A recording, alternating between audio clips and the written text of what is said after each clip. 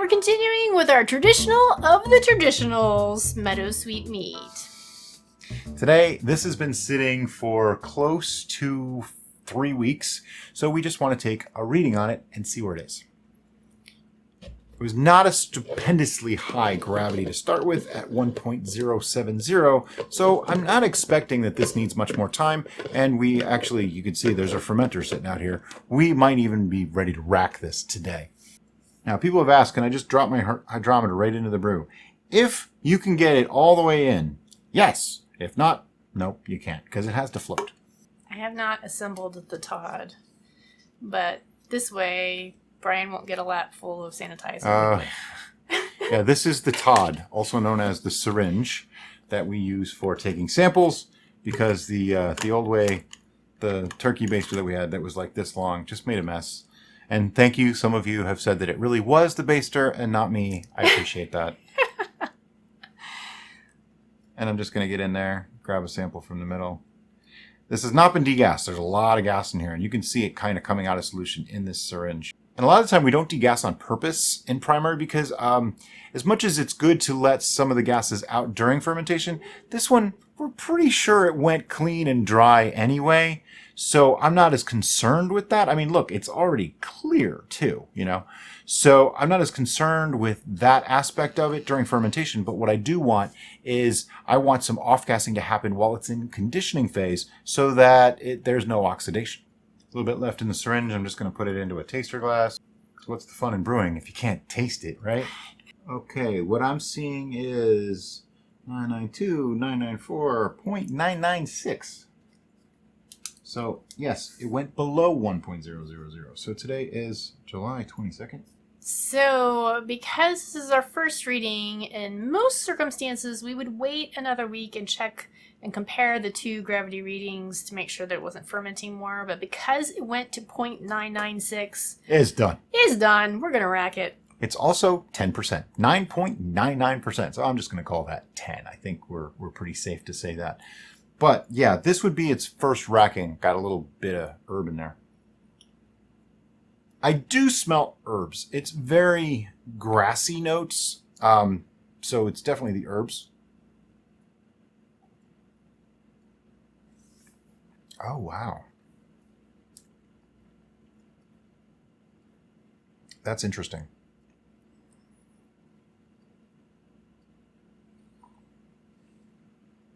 Not at all what I expected.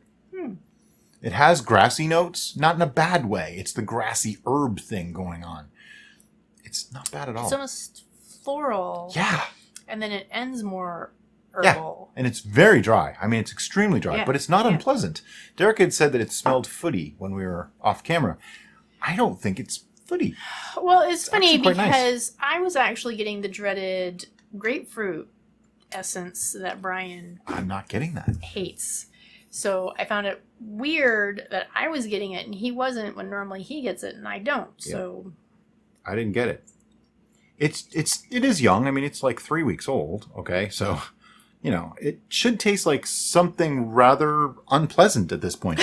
But it actually doesn't. And I think that's because all these extra herbs, they have tons of nutrition for the yeast. They're filled with nitrogen. So, you know, they add extra for the yeast to chomp on, and it gives it something to do other than just the sugars. Plus, it's not a high gravity. A lot of people want to make 20%, 22%. That's just really hard on yeast. Okay. Yeast really like that 10 to 15% range. That is just a general rule. Okay. There are yeasts that go higher. Yes. But even those are happiest at lower ABVs, okay? You're going to get a cleaner ferment if you go a little bit lower. So we're getting ready to rack this, and we're going to rack it to a closed mouth 1 gallon because this is a 1.4 gallon, but we're going to have a little bit of loss due to the stuff in there, and I'm going to put it into a closed mouth 1 gallon, thereby keeping less headspace. Now, one thing that I'd like to do is try to not have all this gunk get sucked in. And there's a lot of ways to handle that. We could have put it all in a bag. That is certainly one way. Another way is we can wrap some cheesecloth around the hose. That's another way. You can also use like a strainer of some type, and you put that in there, and then you siphon through there. There's a lot of ways to do it. For today, honestly, I'm just going to put the siphon in and try to avoid it. It's the simplest way, and in most cases, that's what most people are going to end up doing. Do you get a little bit more loss? Maybe a touch. not that much to really worry about. I already have some stuff in here, so maybe this one needs an extra racking. No big deal. Okay, we racked it. All the way there. There is no headspace, like zero headspace this time. Now, people ask all the time, why do you worry about headspace? Well, here's the thing. The more exposure to oxygen you have, the more chance you have for off flavors, and the higher chance you have of this turning into vinegar. Now, it won't turn to vinegar overnight. It takes a long time, over a month, okay? This is only 10%, so it is possible to turn to vinegar. Not as likely, but it is possible, all right? So I'm just going to stick this in here. And I mean, there's literally this much space between the bottom of the bung and the top of the liquid. That's about as perfect as you could hope for. Now by saying that's the most perfect you could hope for, we're not suggesting that should be your target of headspace. Oh, no. I think this is the first time that's ever happened. So it's okay. You really don't have to get that crazy about it. But what we're going to do with this now is I'm going to put my note back on. It's going to go sit back in the fermentation station. What that means is it's going to sit for a while because see how cloudy it got, okay? We want that all to clear out, and then we'll be back to rack this again. So 5 days have gone by, and, well, there's still a little bit of stuff floating around in here, so I want to get that out. So we're going to rack it again. And being that it's all the way to here, we're just going to rack it right into one of these guys again. But because there's stuff floating in here, we have to take some precautions. And the way to do that, there's a couple of ways. We can wrap something around the auto siphon, one end or the other. We can try to just siphon it and hope for the best. So we decided to use a sock. No, just kidding. It's not really a sock. Nobody freak out. It's not a sock. It's actually a brew bag. It's just a really tiny one, okay? It's very stretchy. And this was put in turbos and sanitized using Star San. Okay, so it's actually cold because it's still kind of moist and wet. And I'm trying to determine, do I want to put it on this end or that end? And I'm thinking I'm probably going to put it on the hose end over here because it's not quite long enough to reach the whole way. So it might be a little bit of a stretch, but on that end, you can kind of hold on to it. And if it drips a little bit on the end, it's not as big of a deal, especially once they're a couple inches in here. Now it's not falling through the air, causing oxidation. That's better than having it fall into this bottle and not being able to get it back out and still getting all the junk into that one. So let's rack. So you see what we did? We have the sock over the end of the tube, right? And she's just going to put that into the fermenter and hold on to that as best she can. Now the first couple inches, it's going to have to fall through air a little bit, but you want to make sure that you don't lose. You might think so. Oh, look at that. She stretched it. Okay, she got it to work. All right, so now we have to put this back down here so that we can actually get this going. Oh, this is going to be interesting.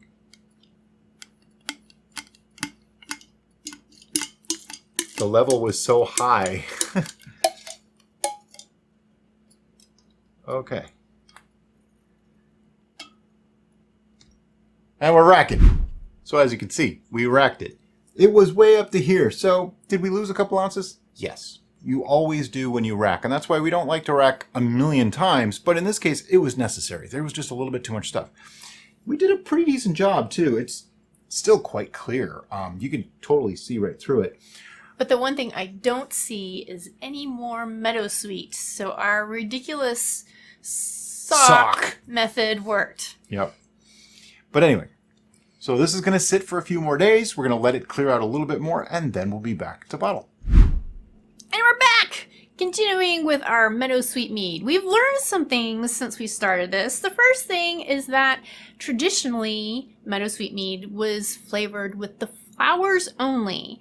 Now, when I was working on the making of video and doing the Amazon links for you in the description that I do in all our videos just for you, I found out that the one we were using was actually a blend between the herb, the plant itself, and the flowers. So we do have flowers in here. The best of both worlds, right? Right. But we might not get as strong as an almond flavor as we were anticipating because of that mixture. We might get a more, that might be where the alfalfa grassiness is coming from. Someone else said that they did the same thing along with us, or they made it like just before us. And they said it's green or alfalfa, but not in a bad way. I have to agree. It's not bad. It's a medicinal mead, okay? This is a metheglin. So they are going to be a little bit like that sometimes. And we're going to do a little tasting on this really soon and see if we're going to make any alterations to it. But first, let's just get this racked. But I want to say something. It's been 7 days, okay?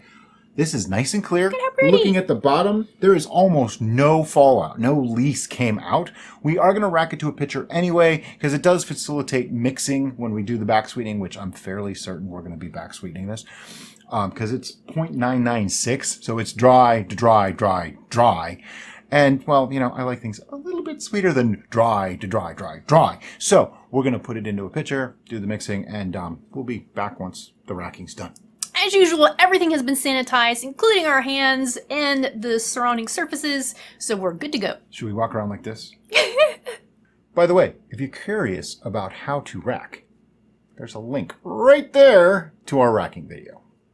All right, so we started this out in our little Big Mouth bubbler, which is a 1.4 gallon, and we did that because of all the loose herbs. Now, could you have put those in a bag? Sure, not a problem. You can do that if you want to. I think I meant to and just didn't. But after racking, we have about 130 ounces, which is 2 ounces over a full gallon. That's perfect. That means it's going to be about 5 bottles. But we're going to take a little taste now, so it'll be just slightly below that. However, we're going to back sweeten, so that makes up for that little bit of volume loss. Let's get our little taste here. This is why we love this pitcher. Okay, looking at it, that is a gorgeous color. It's nice and clear, so clarity is not an issue for this one. On the smell, it smells different than it did just 7 days ago. I smell the honey now. I really didn't smell much honey character before. Now it's definitely coming through. Yeah, it still has a little bit of that youth that is slightly this is only 5 weeks old. Unpleasant, but not... It doesn't smell footy, though. I don't smell like any sulfurous compounds or any truly unpleasant, bad fermentation smells. Yeah. Let's put it that way. There's none of that. I'm just getting the youth. Yeah, it's just young. It's the smell of youth. I guess that's a thing. So what we're trying to say is it smells like teen spirit. Not sure I would have gone there. Okay. It definitely tastes green. But it's not... It definitely tastes dry. It's dry. That's the thing. It is so dry that it's almost watery from the mouthfeel of being that dry. But it does coat your mouth still. So that's not horrible. I think the dryness is pushing the alcohol notes forward. Yeah. What was the alcohol level of this? Let me calculate that for you. Let's see. We started with a 1.070 minus 0.996 gives us 0.074 times 135. My coefficient of choice gives me 9.99. So this is 10%. It's interesting that the dryness is making it... Alcohol forward? Yeah. I got honey character on the smell, but I don't get it in the taste. No. That bothers me, so I think we're going to add some honey to this.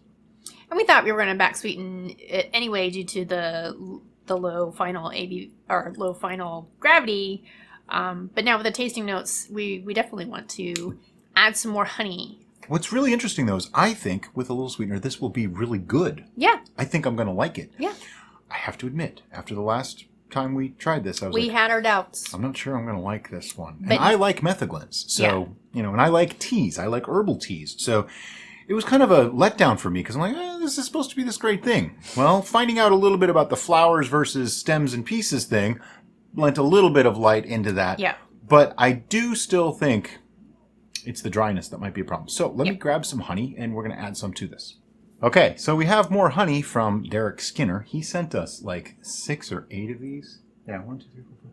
Some of them we're not sure what they are, but this, I believe, is either clover or wildflower. So it's something more neutral-ish. It's not truly neutral. No honey is really neutral except the blends, but that's a whole other video. We did take a tasting of the honey itself, and it's a really good honey. So yeah, it's regardless of what label you want to put on it, it's good honey, so it's going in. And I'm only going to be using like a pound, maybe. Not even, probably like half a pound. So the actual type of honey that you use for back sweetening isn't as critical, just as long as it makes it taste good. That's why you will notice there's one thing missing. There's no scale. And part of this, and we've gone over this in other videos before, is that when it comes to back sweetening, there is no magic number of how sweet it should be. It should be the sweetness that you prefer. Now, I will take a reading at the end, so we'll know. Right. We tend to like things a little sweeter. That might be way too sweet for you. Right. Or it might not be sweet enough for you. So we highly suggest you slowly add honey when you're back sweetening, taking little samples as you go until you get the sweetness level that you appreciate. Now, last time we put in one of these, we used about 2/3 of it and it only raised things like 10 points. I'm not going to go off that as a major gauge, so today I'm going to start a little small. I'm just going to use like 1/3 of it, and we'll go from there. We can always add more, but once it's in there, it's hard to take it away. As in, like, I don't think there's really a way to remove it. I don't even want to think about that. Yeah, let's separate the honey from the mead. And I know what somebody's thinking.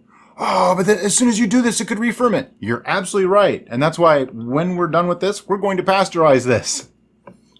No worries. I'm just going to mix that up real good, and we're going to take another taste. And you do want to mix it up good, because at this point, if you don't, you might have more honey in one bottle than another bottle, and that's not good. Plus, we won't get a reliable taste test either. All right, so I've stirred it. I'm going to take another taste. No need to do the smell test or anything. It does cloud it up ever so slightly when you do this. Not a worry. It will actually clear again. It's just the proteins and enzymes from the honey mixing in. You know, it's just how things go.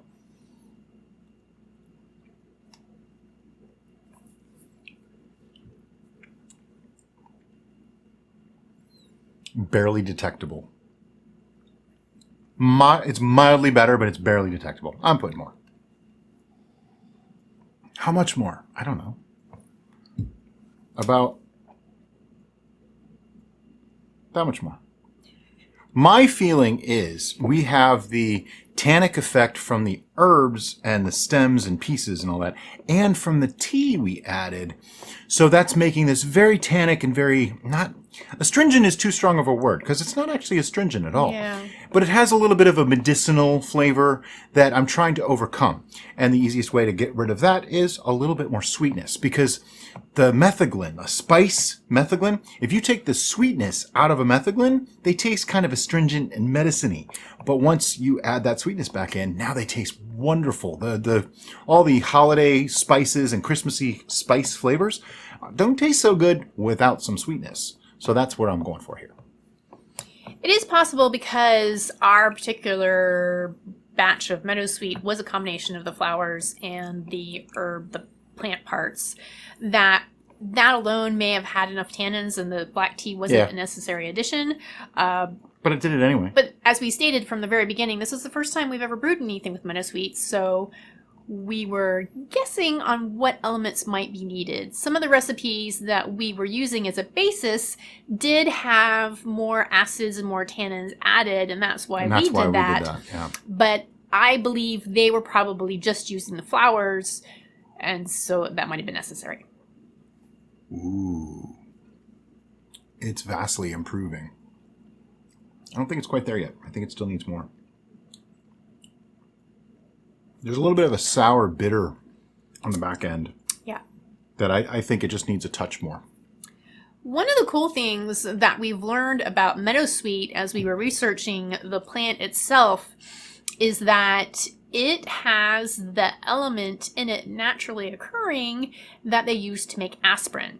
And so that's why it was a key medicinal usage way back in the day before aspirin was even a thing, because it would help relieve headaches and fevers and So does that mean you other can't get a things. hangover if you drink this?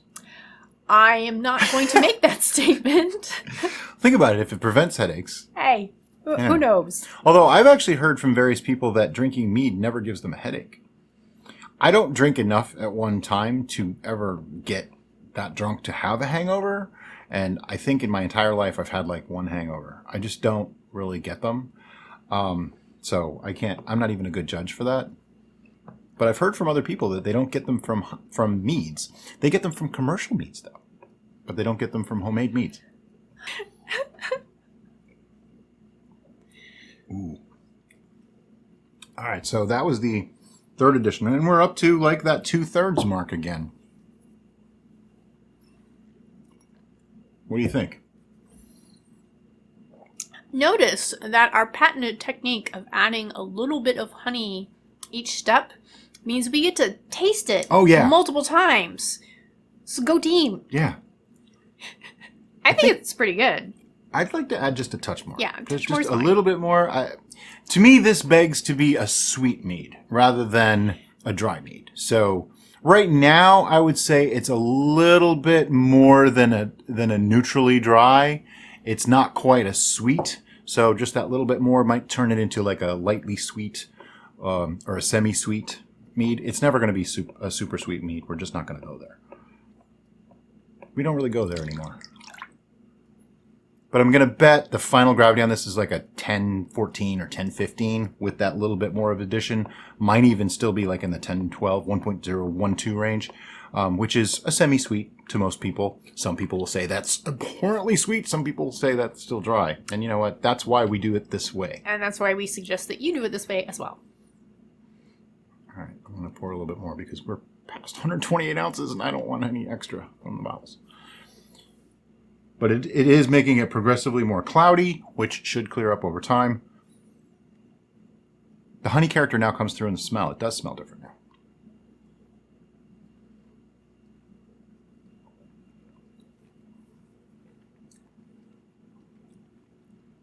Mm-hmm. That's nice. I like that. And that is the way to do it. What we just did. We added it to taste. Okay, now over time, those are going to meld even more, tone down a little bit of, there's still a couple of harsh notes that stick out, and we know that, okay? Over time, they're going to meld even better. Like in a year, this is probably going to be an incredible mead. I actually think I have high hopes for this now.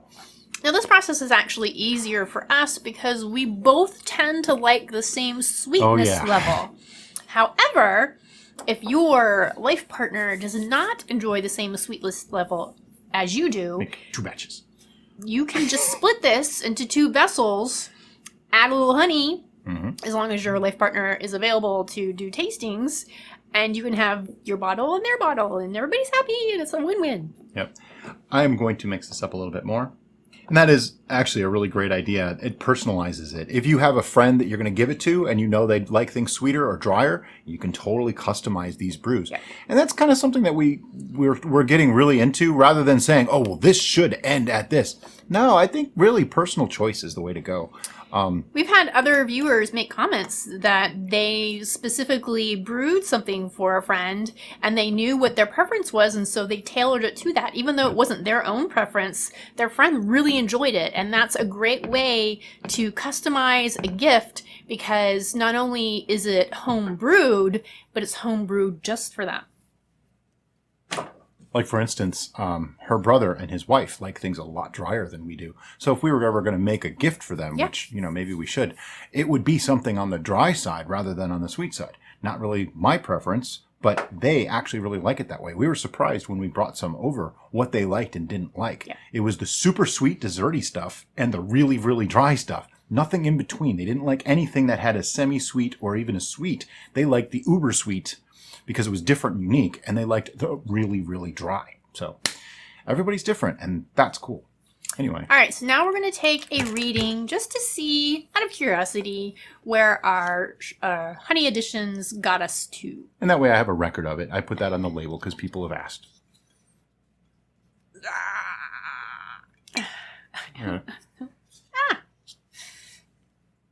Sanitizer is cold, isn't it? Yes, it is. So if you notice all this foam that's in here, that's actually gas. It's not oxygenation or anything like that. It's actually gas within the solution itself. By pulling a vacuum on it like that, I am inducing that gas to leave. Don't get me wrong, this is not gassy because I've been mixing it up. So there's not really a lot of CO2 still in there, but it does stay in solution a lot longer than you think. If your plunger is dry, it is much harder to do this with. It's going to be resistant, but resistance is futile. You really went there, huh? Sorry for the noises. I swear it's the syringe. You're floating. That's a little bit higher than I had actually projected. It's 1.018. You want to be careful when you do this. You do not want to splash because that would oxygenate, and that's a bad thing right now. Okay, so our final gravity is 1.018. Now, somebody will ask me, how does that change your ABV? It doesn't, okay? Let me explain. Okay, it does, but it doesn't, okay? The reason why it does affect it is because we do have a slightly higher volume than we did before. Right now, by about 3 ounces. Now, we drank maybe 2 ounces of that, 3 ounces of that in total. So we did alter the makeup of this ever so slightly. Not really very much. I would really doubt if we changed it by even 0.25% for ABV by the additions, okay? But the real question is, well, you added more honey. That makes more ABV. No, it doesn't. Or some people think that because the final gravity is higher now, that it lowered the ABV. No, it didn't. The alcohol is still there. We just mixed more honey into it, okay? It'd be the exact same thing as saying if you took a bottle of vodka, right, and added sugar to it. It doesn't change the amount of alcohol that's there. It just makes it sweeter. Now, it changes it per volume only very minimally. I mean, if you added a lot of honey or a lot of sugar to it and changed the volume drastically, sure. But in our case, we literally changed it by 2 ounces over 130. What is that, like 2%, 3%, not even? So the amount of alcohol percentage change is so minimal. It's not even something to worry about. It would literally be something like a 0.03 ABV difference. I don't even do hundreds for that, so it's fine. Don't get crazy about that. But now, we're going to bottle this stuff, and we're just going to put it into regular bottles, and then we're going to pasteurize. We've done a lot of bottling videos, and some of them might be linked like right there, so you can watch that, and we'll see you in just a few minutes. So, we bottled it. We had just a little too much for the 5 bottles, so we went ahead and so filled them full to the brim. They're right to the top, and there was still this much left. So the little bit of Big Mouth Bubbler does the job. That way we can, and I mean, you get a little treat at the end too, right? There wasn't enough for another whole bottle. I mean, that's what, like 3 ounces, 2 ounces? No big deal. Plus, this is a pleasant one to drink. So we're going to go ahead and pasteurize this, and if you would like to learn how to pasteurize, follow that link, and it's a full video just on pasteurization alone. The reason we're pasteurizing is this. If we do not pasteurize this, there's a very strong chance that the yeast will kick back into fermentation because we added more sugars and we're not at the yeast tolerance, and these bottles will explode. And I'm not doing that to be overly dramatic or, fear-mongering or anything like that. It's a truth. This is not even a maybe. These bottles are not made for carbonation, so they will explode, okay? So if you do exactly what we did, please make sure you pasteurize these. Now, obviously, there's other ways to stabilize your brews as well. Feel free if that is your method of choice. We like to pasteurize. When we do pasteurize, we're going to use an open bottle pasteurization technique. That way, we don't really have to worry about any gas buildup inside either. And contrary to popular opinion, you don't really lose any alcohol. So we're going to do it that way. That way it's a lot safer, less bottle breakage, no explosions. It's all good. Everybody's happy. By the way, thanks for watching. And if you like this video, look up. There's another video up there. You might like that one too.